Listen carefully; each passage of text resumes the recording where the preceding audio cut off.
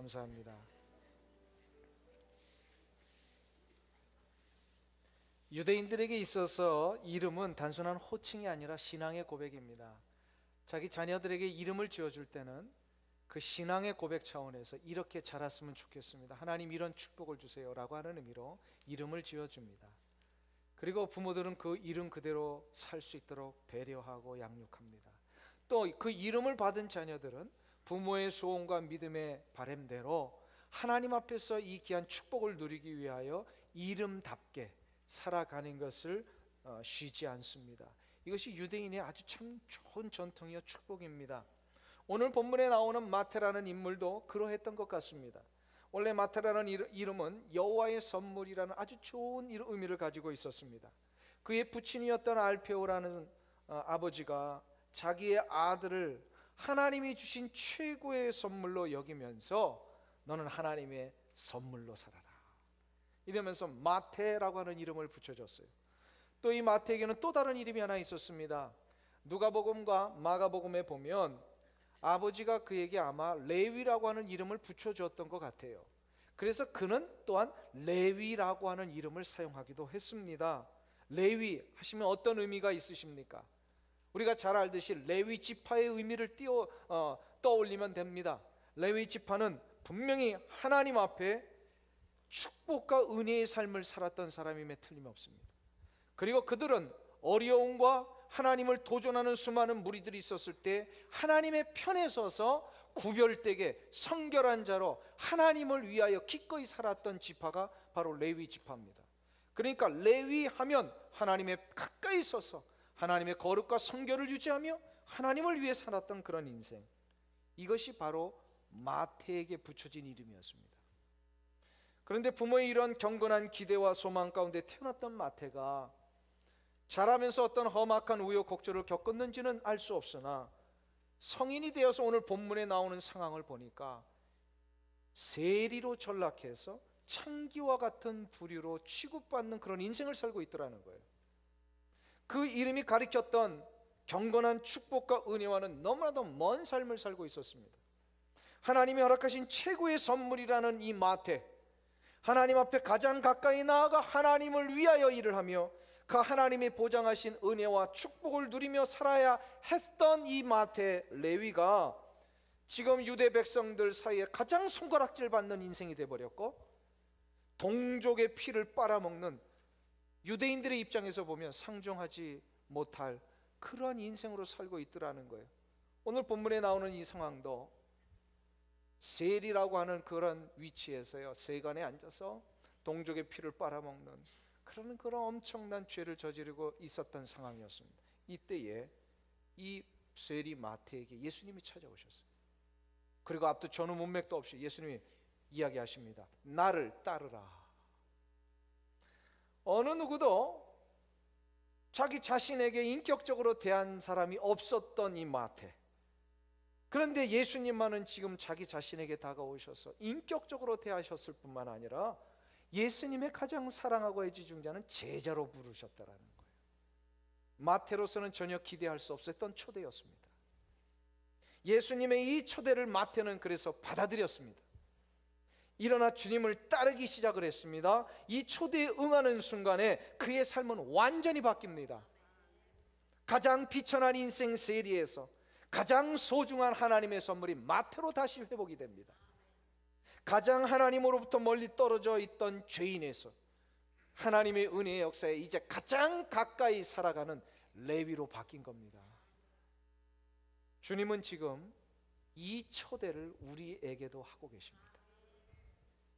이미 여러분들은 이 초대에 응하셨기 때문에 이 자리에 오신 거예요. 믿습니까? 우리 부인의 이 협박과 이 회유에 못 이겨서 나온 게 아니라 나도 모르는 사이 내 영 속에 성령님이 감동시켜 주셔서요, 예수님의 이 초대 앞에 내가 나오게 된 거예요. 예수님의 그래서 초대를 받아들이는 자마다 그의 인생의 가치는 달라지게 되어 있습니다. 하나님의 은총과 자비의 바다라고 하는 이 어마어마한 은혜 속에 우리가 이제 들어가게 된다는 겁니다.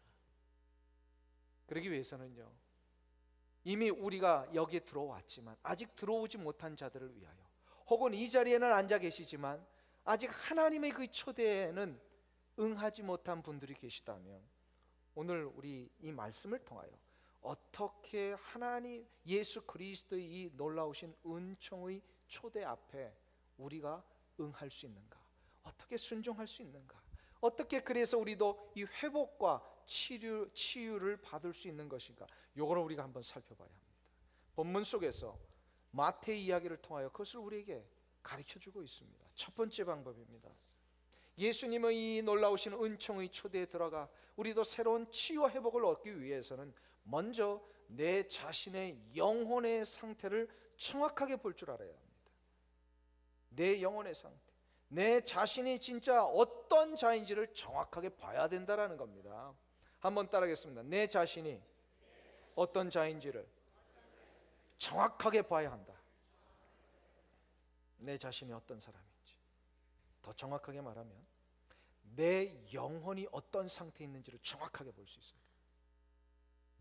인간이 동물과 다른 점이 하나 있습니다. 근본적으로, 존재적으로. 그게 바로 뭐냐면 우리 인간은 영혼이 있다는 겁니다. 동물에게는 영혼이 없습니다. 그래서 우리는 영적인 존재입니다. 그런데 인간은 병이 들면 두 가지의 종류의 병이 듭니다.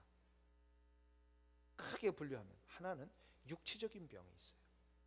이 육체적인 병은 우리가 너무나도 잘 알고 있는 배가 아프기도 하고 머리가 아프기도 하고 또 혹은 심각한 질병에 걸리기도 하고 이런 병이 듭니다.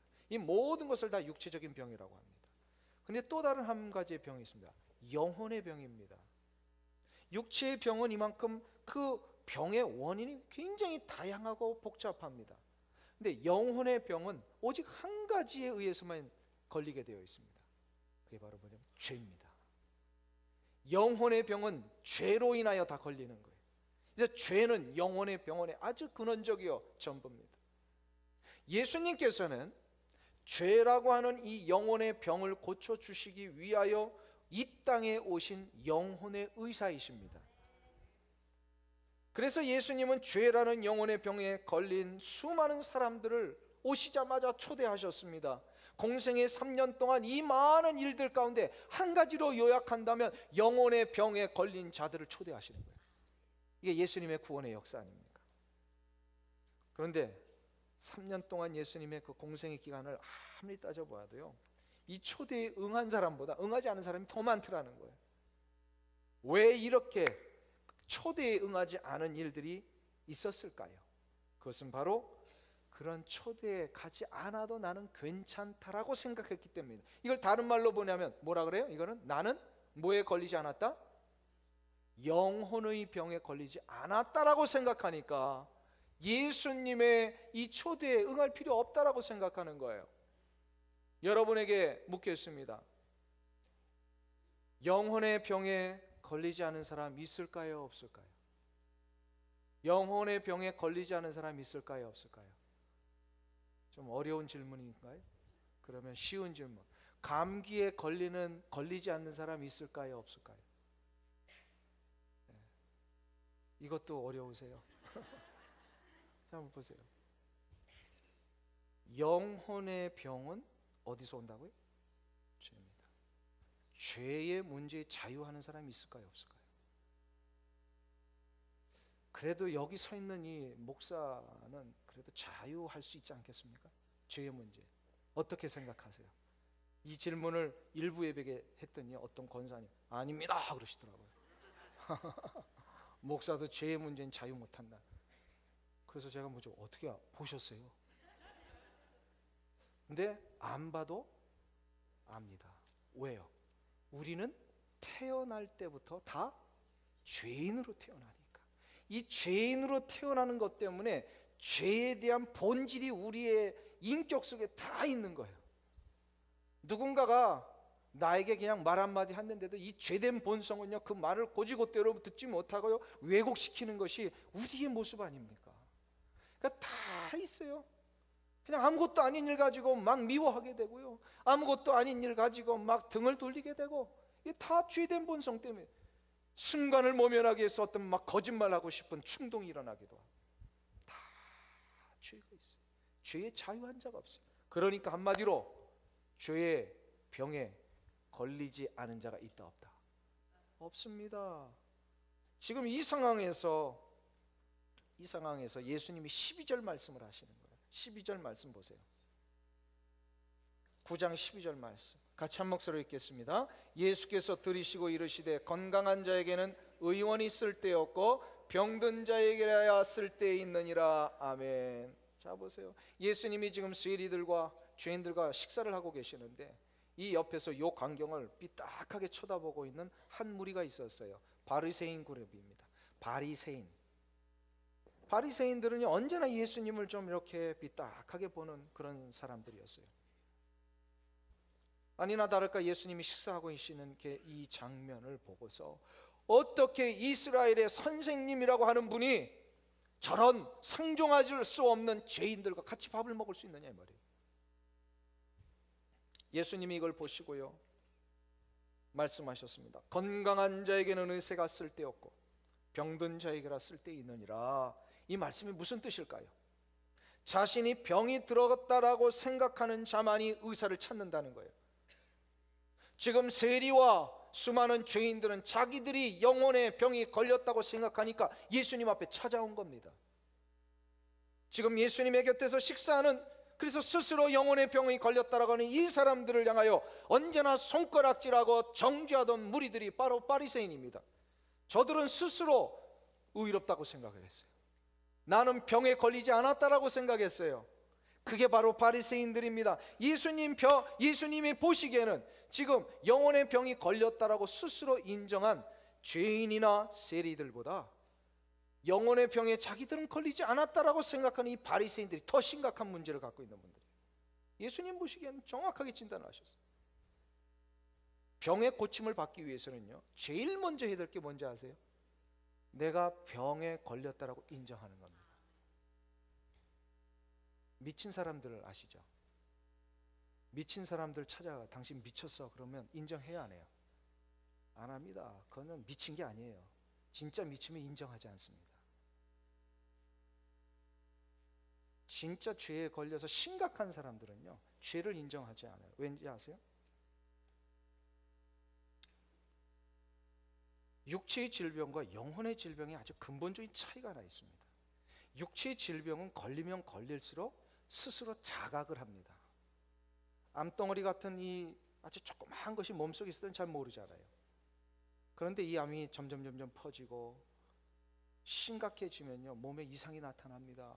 아프기를 시작하고요. 이러면 안 되는데 하면서 스스로 몸에 대하여 병에 걸렸구나 자각을 합니다.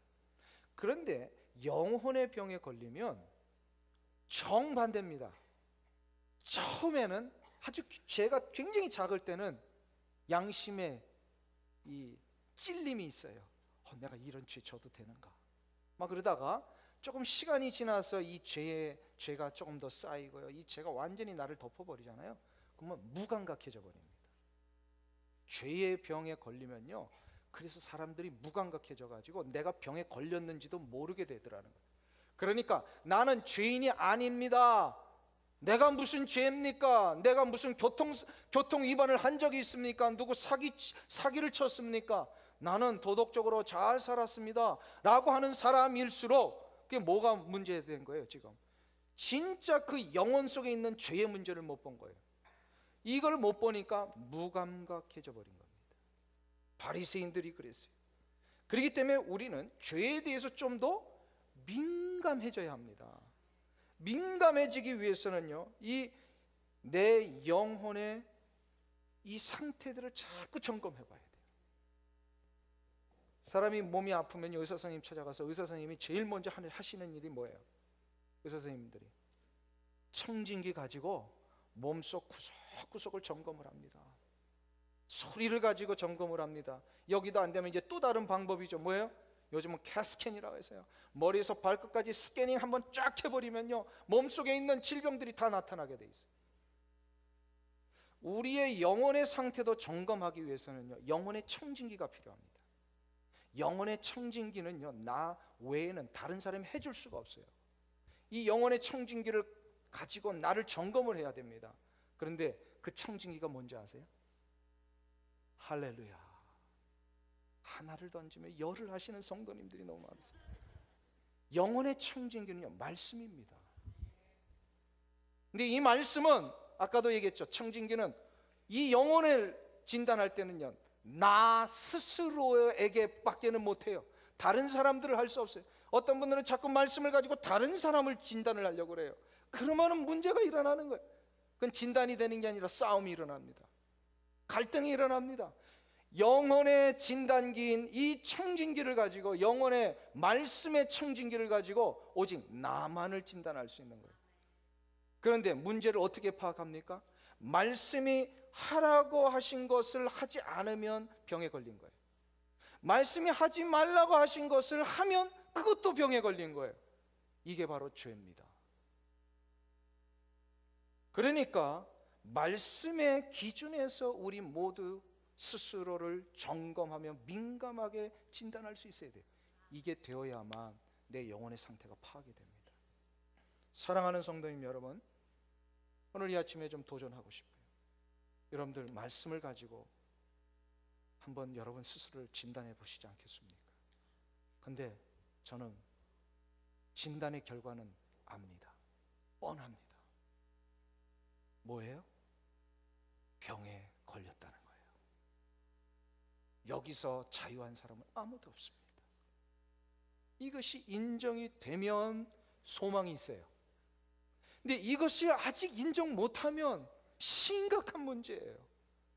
마치 암 진단이 나왔는데도 이 암이 무엇인지 모른 채 그냥 인정하지 않고 사는 것하고 똑같은 거예요.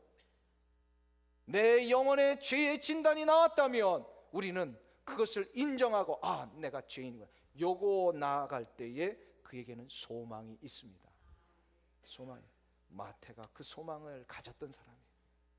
두 번째로 예수님의 이 놀라우신 은총의 초대, 구원의 초대 앞에 가기 위해서는 즉각적인 순종으로 따라가야 합니다. 지체하지 않는 순종이 있어야 됩니다. 한번 따라하겠습니다. 지체하지 않는 순종이 있어야 한다. 오늘 9절이 그것을 가르쳐 줍니다. 9장 9절 말씀을 우리 다 같이 한 목소리로 읽겠습니다. 예수께서 거기서 떠나 지나가시다가 마테라 하는 사람이 세간에 앉은 것을 보시고 이르시되 나를 쫓으라 하시니 일어나 쫓으니라. 아멘. 마태는 예수님의 초대에 주저하지 않았습니다. 즉시로 일어나 따랐습니다. 이게 필요합니다. 이것은 즉흥적인 행동이 아니라 즉각적인 행동입니다. 우리는 즉흥적인 것과 즉각적인 것을 구별할 줄 알아야 합니다. 즉흥적인 것은 무엇입니까? 앞뒤도 가늠해 보지 않고 순간적인 감정에 의해서 그냥 결정해버린, 이거 즉흥적인 거예요. 그러나 즉각적이라는 것은 앞뒤를 충분히 계산해보고 앞뒤를 전후 문맥을 분명히 살펴본 다음에 그리고 결심하는 겁니다. 그리고 결심한 순간에는 주저하지 않고 단호하게 결단하여 실천하는 걸 말합니다. 이게 바로 즉각적인 거예요. 마태는 계산하는 일이라면 어느 누구에게도 지지 않는 사람이었을 거예요. 왜요? 그의 직업이 뭐예요? 세리요.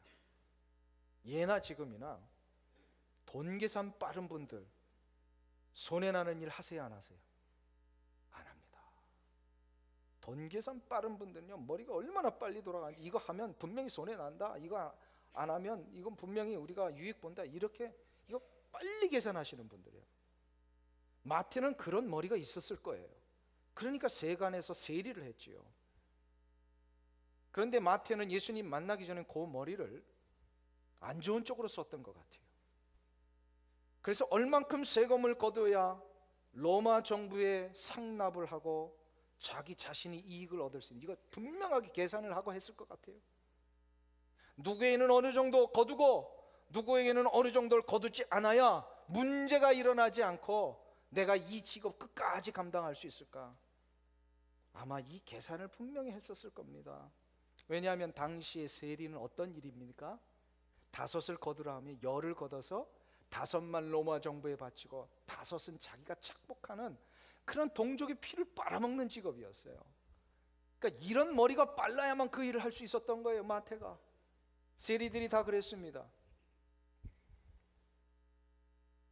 이것을 봐서는 마태가 무엇을 결정하든지 그는 위험하거나 손해나는 일은 절대로 하지 않았을 거예요. 그게 세리예요. 그럼에도 불구하고 지금 오늘 본문에서 예수님이 그 앞에 나타나셨을 때 나를 따르라 이 한마디를 하셨는데 그는 두말하지 않고 그대로 따랐더라는 거예요. 이것은 무엇을 얘기합니까? 이전부터 예수님의 행하신 일과 가르침에 대해 그가 충분히 듣고 있었다라는 거예요. 그리고 주님의 부르심 앞에 주저앉고 따라 일어설 만큼 그는 주님을 따라가는 일에 미리미리 계산을 해놓은 거예요. 미리 계산해 본 겁니다. 하루하루 동족의 피를 빨아먹고 사는 자신의 삶, 그래서 존경도 받지 못하고 사람으로 취급도 못 받는 그런 인간 이하의 삶을 살고 있는 자신의 이 현재의 모습, 세리의 모습, 이것과 비교를 해본 거예요. 누구를? 이미 예수 그리스도 안에서 거듭나서 주님을 따라다니는 다른 사람들의 모습을 좀 비교해 본 거예요. 저들은 비록 자기보단 돈도 없는 것 같은데, 아니 없는 게 아니라 아예 없습니다. 돈도 없는 저 사람들, 돈을 모으는 일에는 상관없이 사는 사람들처럼 보이는데 저들은 자기에게 없는 무엇인가가 있더라는 거예요.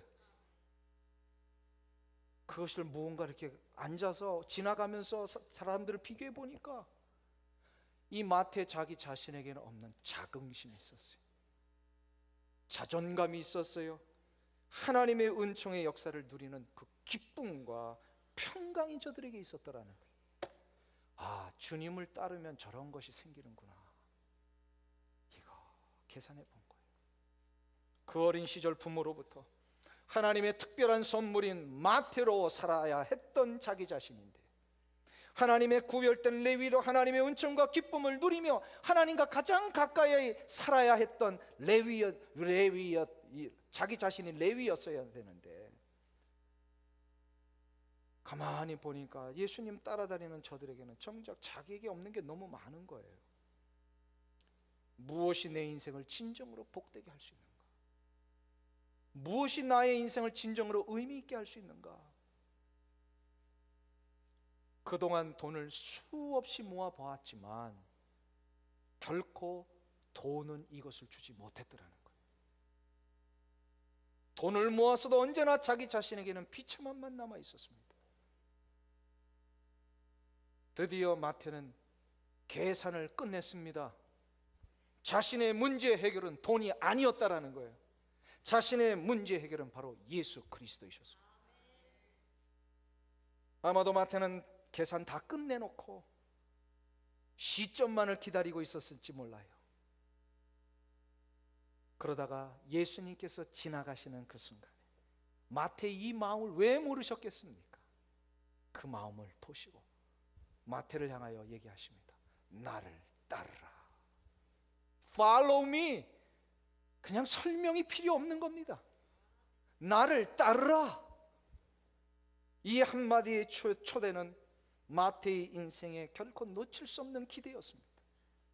부모님이 지어주신 하나님의 선물처럼 살 수 있는 기회, 하나님으로부터 멀리 떨어져 버린 자신의 인생이 드디어 레위라고 하는 이름 그대로 하나님에게 가까이 가서 그 은총과 능력을 누리며 살 수 있는 기회, 그 기회가 온 거예요. 왔으니까 어떻게 합니까? 계산 다 해보고 생각 다 끝냈으니까 어떻게 하는 거예요? 결심하는 겁니다. 따르기로. 근데 중요한 게 있어요. 결심하고 시간이 걸려서 따른 게 아니라 어떻게 했다는 거예요? 그 즉시로. 할렐루야. 이게 중요합니다. 이게 중요해요. 결심하고 시간이 걸리면 어떻게 됩니까? 또 다시 변합니다. 지금부터 12년 전에 미국 기업들의 건강한 이 기업 구조와 생산성 향상을 위해서 미리부터 변화를 시작하지 않으면 큰 문제에 봉착하게 될 것이라는 것을 자꾸 경고하면서 예견했던 유명한 이 기업가 또 컨설팅 전문가가 있었습니다. 팻 맥나건이라고 하는 여자분입니다. 굉장히 참 명석하신 분이십니다. 이분의 예견은 6년 후에 그대로 적중이 됐습니다. 이분이 예견했던 때가 2002년도인데요. 이분의 예견 이후에 6년 후에 정확하게 미국에 큰 경제 위기가 닥쳐옵니다. 서브프라임 모기지 사건으로 인해서 모든 금융계가 흔들리고 모든 이 대출받았던 일들이 문제가 생기고 이거면서 막 이 도미노 현상에서 모든 경제가 됐습니다. 이때에 펜 맥나건이라는 이 여인의 예견이 얼마나 통찰력 있는 예언이냐, 그제서야 사람들이 인정을 합니다. 특히 이 예견이 있었음에도 불구하고 자신들의 기업의 문제를 알고 이 변화되어야 한다는 생각은 해보았지만 전혀 그 변화를 즉시로 실천하지 못했던 수많은 기업들이요 2008년도에 다 무너졌잖아요. 다 무너졌어요. 그만큼 이렇게 탁월한 통찰력을 가지고 있던 그분이요, 그 당시에 2002년도에 아주 중요한 책을 하나 썼습니다. 그게 바로 뭐냐면 한국어로 의역해서 번역했는데 저자의 의도에 가장 정확하게 번역을 한 것 같아요. 책 제목을 바보들은 언제나 결심만 한다. 무슨 의미인지 이해가 금방 오시죠? 이 책 제목으로, 원래 오리지널 책 제목은요 그게 합니다. Change is everybody's business라고 하는 그런 제목이에요. 변화의 필요성을 자꾸 얘기해, 모든 기업과 모든 인생의 삶에서. 근데 이분의 핵심이 뭐냐면요, 변화를 안 돼요. 다 변화의 필요성을 다 인정한대요. 그런데 뭐냐면 변화하겠다고 실천을 즉시로 하지 않는 거예요. 자꾸 미루는 거예요. 여기서 참 중요한 통찰력을 우리가 얻습니다. 바보들은 언제나 무엇만 한다? 결심만 한다. 우리 인생도 마찬가지인 것 같아요. 아무리 내 영혼에 문제가 있다는 걸 알아도, 그래서 계산해보고 따져보니까 그래, 예수님 따라가는 게 맞아, 저 영원한 하나님의 나라에 가는 이 길을 선택하는 게 맞아 라고 생각을 하고 결심을 했어도 그 결심을 즉시로 실천에 옮기지 아니하면 아무런 소용이 없더라는 거예요. 맞는 길이면 그 길을 향하여서 그 초대에 응하며 나가야 됩니다. 즉시로 나가야 합니다. 이것이 진짜 지혜로운 자의 결단입니다.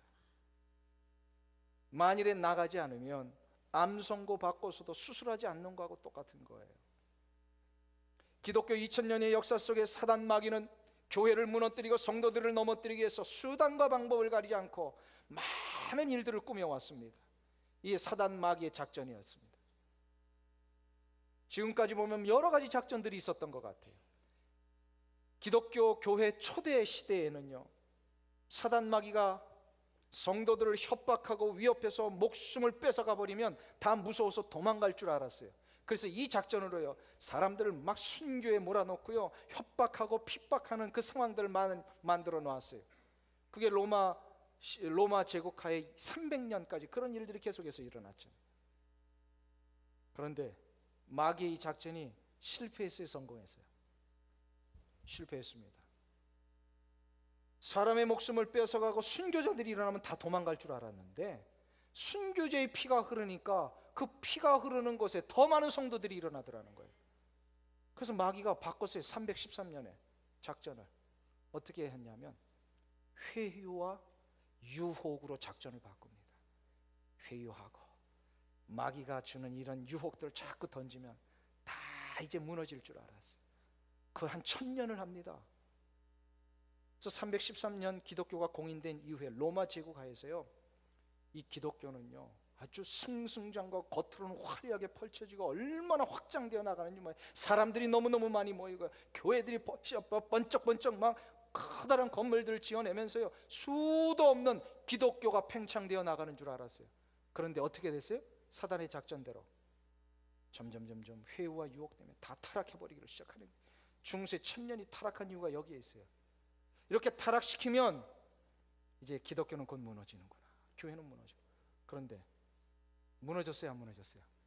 안 무너졌어요. 1514 몇 년이죠? 그 1500년도에 갑자기 생각지도 못한 마틴 루터라고 하는 이런 인물이 나타나 가지고요, 교회를 완전히 개혁시켜 나가는데 중세 천년과는 비교도 되지 않는 놀라운 은혜에서 전 세계로 교회가 퍼져나가는 이 부흥이 또다시 막 일어나는 거예요. 그러니까 회의와 유혹으로도 안 되는구나, 이 작전을 또다시 접습니다. 그래서 19세기 20세기에 들어오면서 작전을 마지막으로 하나 바꿉니다. 그게 바로 뭐냐면 내일이라고 하는 tomorrow 라고 하는 이 작전을 씁니다. 이 작전을 쓰니까 교회들이 넘어지기를 시작했어요. 19세기 20세기에 영혼 구원해야 된다라고 예수 그리스도의 이 놀라우신 은총의 초대 앞에 다 나오는 거 즉시 해야 된다라고 설명하고 전하고 기독교 2000년 역사 이것을 그렇게 강조했는데요, 19세기에 들어오면서 영혼 구원보다 더 중요한 게 사회 개혁이라고, 오늘 하지 말고 영혼 구원은 내일 하고 지금 당장 먹고 사는 문제, 배고픔의 문제 해결하면 된다고 이렇게 자꾸 tomorrow, 내일로 미루는 정책들을 교회 안에 만들게 해버렸어요. 그러다 보니까 교회가 어떻게 됩니까? 유럽의 수많은 교회들 영혼 구원의 절박감보다 사람의 육체적인 배고픔 해결하는 거에 초점을 맞추다니까요, 능력을 잃어버리기 시작해요. 맞아요, 배고픔 해결해 줘야 돼요. 근데 그게 먼저가 아니었다라는 거예요. 무엇이 먼저예요? 영혼의 병을 고치는 게 먼저였어요. 이거를 자꾸 내일로 미루고 다음으로 미룬다면 이거는 교회가 약해지는 천병입니다. 사랑하는 성도님 여러분, 이 내일의 작전은요, 지금 20세기 21세기를 살고 있는 성도들의 개인의 삶에도 다 침투되어 있습니다. 아유, 오늘만 주일이야, 다음 주일도 주일이지 하면서 어떻게 해요? 아유, 오늘은 그냥 그 골프 약속이 있었는데, 오늘 당장 영혼의 병에 걸린 분이 분명히 보이는데 저분 내가 오늘 당장 초대해야 되는데, 이거 분명히 알고 있는데 사단 마귀는 우리로 알고 뭐냐면, 아니야, 지금 그거보다 더 급한 일이 있잖아. 시집 가야 되고 장가 가야 되고 소도 팔아야 되고 논밭도 갈아야 되고, 그러니까 그건 내일 하면 돼. 기도를 오늘 해야 되는데 오늘만 날이냐, 내일도 기도할 수 있지 않느냐, 내일로 자꾸 미루게 하는 겁니다. 사단 작전입니다. 마귀의 교묘한 술수입니다. 여기에 넘어가면 다 넘어집니다. 내일 대보십시오. 사단 마귀는 또 어떻게 하는가? 오늘 아니고 내일 하면 돼. 여기에 교회들이 다 무너졌어요. 그러나 완전히 무너지지 않았습니다. 아직은 소망이 있습니다. 어떤 교회 때문에? 어떤 교회 때문에? 이렇게 자긍심이 없으세요? 오렌지 카운티 한인교회 때문에 아직은 무너지지 않는다는 거예요. 왜요? 즉시로 일어나 주님 앞에 나아가야 되는 이 놀라운 하나님의 진리를 깨닫고, 오늘도 동산별 전도 축제를 위하여, 오늘 밤에 있을 이 찬양의 축제를 위하여 모시고 오고 싶은 분들 그냥 미루지 말고 꼭 모시고 와야 되겠다는 이 절박감들이 우리한테 있잖아요. 그러니까 마귀의 이 세 번째 작전도 분명히 실패할 겁니다. 어떤 사람들이 있는 한 즉시로 예수 그리스도의 은총의 초대 앞에 순종하며 나아가는 자들이 있는 한, 그리고 이 초대를 위하여서 안 믿는 우리의 이웃과 가족들에게 그 초대를 소개하는 우리들이 있는 한, 우리는 결코 그 작전에 넘어가지 않고 승리하게 될 겁니다. 사랑하는 성도님 여러분, 예수님의 초대는 우리 인생을 살리십니다. 예수님의 초대는 우리로 하여금 무엇을 해야 할지를 가르쳐 주십니다. 이것을 그래서 우리는 구원의 초대라고 부릅니다. 이 구원의 초대 앞에 그래서 이제 우리는 계산을 해봐야 합니다.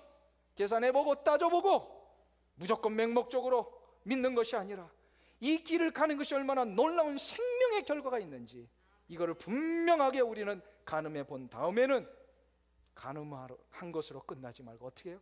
즉시 실천해야 합니다. 사랑하는 성도님 여러분, 미루지 마십시오. 우리 주 예수 그리스도께서 여러분에게 던지시는 생명의 부담들, 이거 느끼실 때에 즉시 순종해 보세요. 미루지 마시고 능력이 시작이 되고요, 구원의 역사가 일어나고 나에게 주신 하나님의 그 놀라운 은총의 역사를 감격적으로 경험할 것입니다. 그래서 우리는 마지막 세 번째로 해야 할 것이 바로 이겁니다. 예수님의 초대를 다른 이들에게도 전해야 합니다. 아멘. 따라하겠습니다. 예수님의 초대를 다른 이에게도 전해야 한다. 10절이 그것을 가르쳐주고 있어요. 우리 10절 말씀 한번 보실까요? 9장 10절입니다. 우리 한 목소리로 합독하겠습니다. 예수께서 마태의 집에서 앉아 음식을 잡수실 때에 많은 세리와 죄인들이 와서 예수와 그 제자들과 함께 앉았더니, 아멘. 마태는 자신이 예수님을 따른 후에 자신의 집에 예수님을 모시고 잔치를 벌입니다. 이 잔치에 자기와 함께 그 길을 갔던 수많은 세리들, 수많은 손가락질 받았던 죄인들을 함께 초대를 합니다. 왜 그랬을까요? 자기가 받은 이 놀라운 생명의 감격과 은총, 이거를 나누고 싶어서. 마태복음 9장의 주제가 그거예요. 바로 우리가 읽은 본문 전에 우리가 지난주에 살펴본 중풍병자 고치신 예수님, 중풍병자가 고침받고 나니까 그 감격 때문에 어떻게 했어요? 집으로 돌아갔더라. 집에 가서 뭐 했다고요?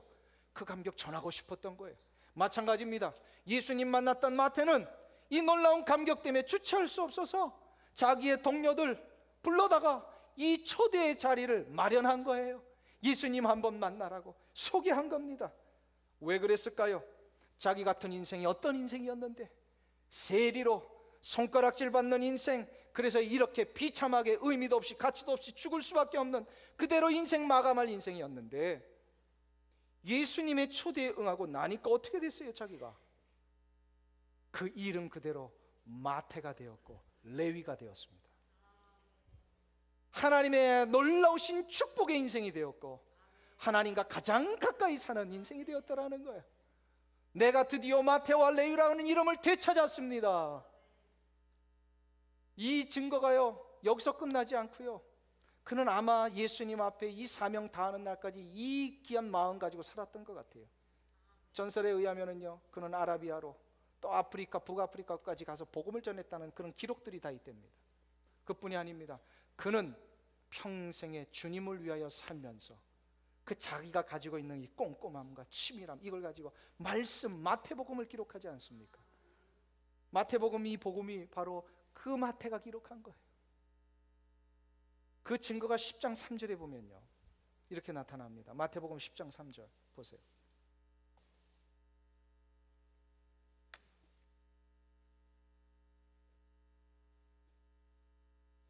우리 한 목소리 같이 읽겠습니다. 빌립과 바돌로메, 도마와 세리마테, 알페오의 아들 야고보와 다데오. 자 보세요.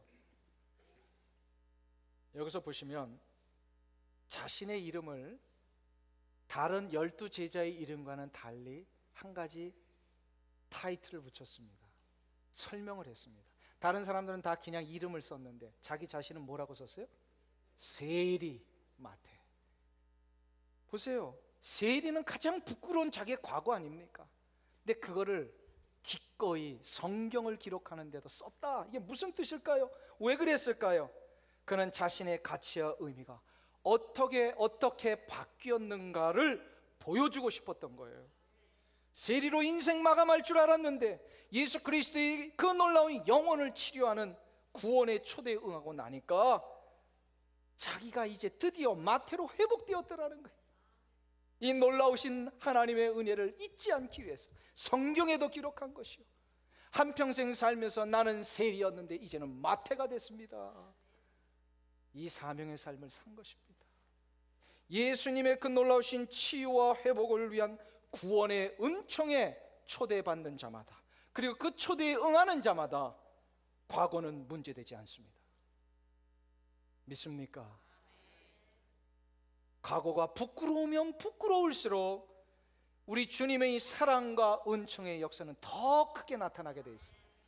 이것 깨닫고 나니까 나 같은 죄인 살리신 주의 놀라와 잃었던 생명 찾았네, 이 고백이 나올 수 있는 거예요. 사랑하는 성도님 여러분, 예수님의 그 치유와 회복의 역사는 우리를 구원의 도가니 속에서 모든 과거를 다 녹이셨습니다. 나의 부끄러운 거 다 태워버리셨습니다. 나는 이제 오고 간 데 없고 오직 구속한 주만 보이게 돼 있어요.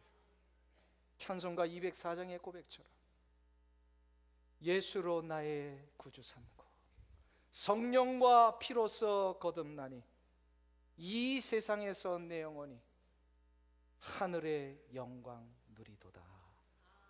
할렐루야. 예수 그리스도의 그 놀라우신 구속의 은총 때문에 여러분들 하나님의 자녀가 되셨음을 믿습니까? 아멘. 할렐루야. 20세기 한국 문단을 대표하는 유명한 시인이 한 분 계십니다. 김춘수라고 하는 분이십니다.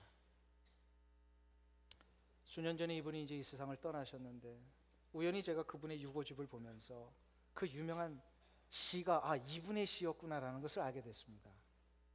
바로 꽃이라는 시입니다. 참 철학적인 의미를 담고 있는 시인데요, 그 시는 이렇게 됩니다. 내가 그의 이름을 불러주기 전에는 그는 다만 하나의 몸짓에 지나지 않았다. 내가 그의 이름을 불러주었을 때 그는 나에게로 와서 꽃이 되었다. 내가 그의 이름을 불러준 것처럼 나의 이 빛깔과 향기에 알맞는 누가 나의 이름을 불러다오. 그에게로 가서 나도 그의 꽃이 되고 싶다.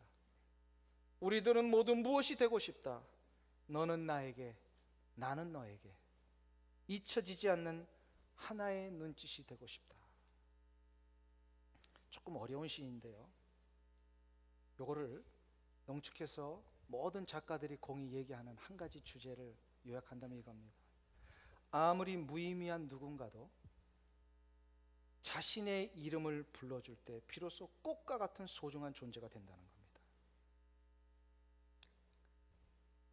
아무리 의미도 없는 누군가가 내 이름을 불러주기만 해도 꽃과 같은 의미 있는 존재가 될 수 있다면, 이 세상을 만드시고 우주 만물을 다스리시어 모든 것 하나하나의 의미와 가치와 생명의 역사를 주관하시는 우리 주 예수 그리스도께서 내 이름을 불러주신다면 우리는 이 세상의 그 무엇보다도 소중하고 아름다운 존재가 되는 것입니다.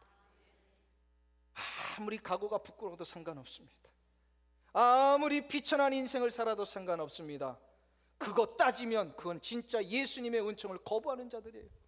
이제는 우리 그거 따질 필요 없습니다. 오직 예수 그리스도께서 나의 이름을 불러주셨기에 나는 이제 새로운 피조물이 된 겁니다.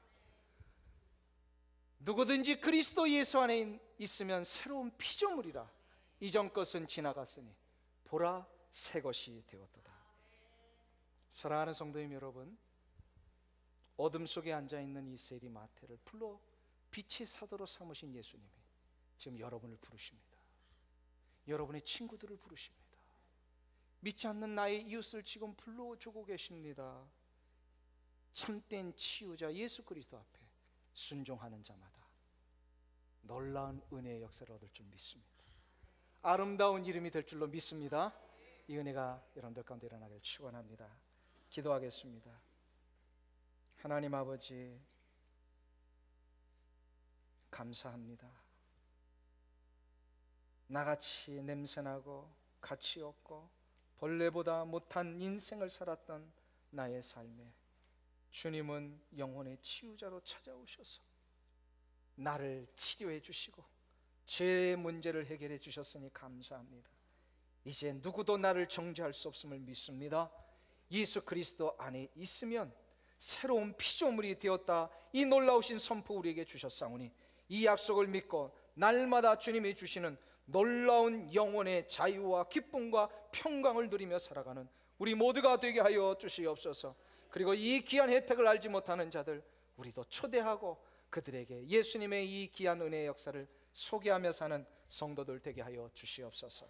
예수님의 이름으로 기도하옵나이다.